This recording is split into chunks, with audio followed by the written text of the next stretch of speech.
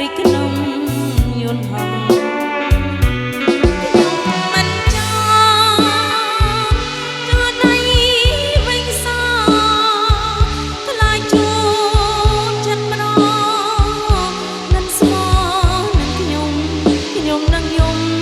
អងមួយជីវិតខ្ញុំខ្លាចហើយស្នេហាក្បត់ចិត្តមួយជីវិតដែលប្រពន្ធខ្ញុំ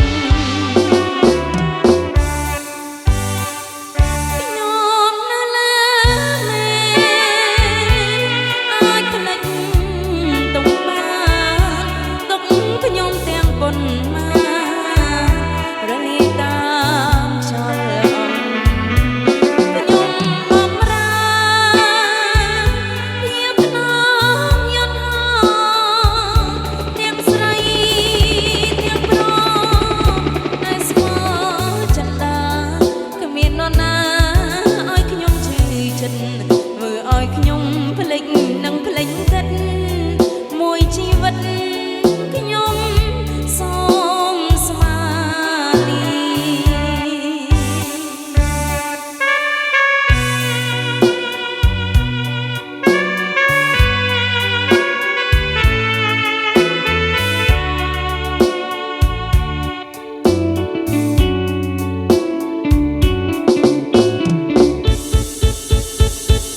ខ្ញុំ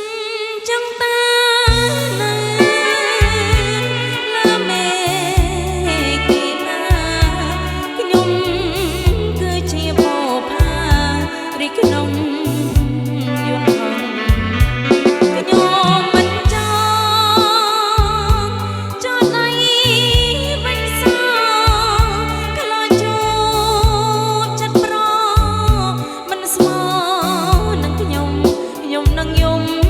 អងមួយជីវិតខ្ញុំខ្លាចហើយស្នេហាក្បត់ចិត្តមួយជីវិតដែលប្រពន្ធខ្ញុំនៅលើមេអាចផ្លេចទុកបានទុកខ្ញុំទាំងប៉ុន្មានរលាយតាម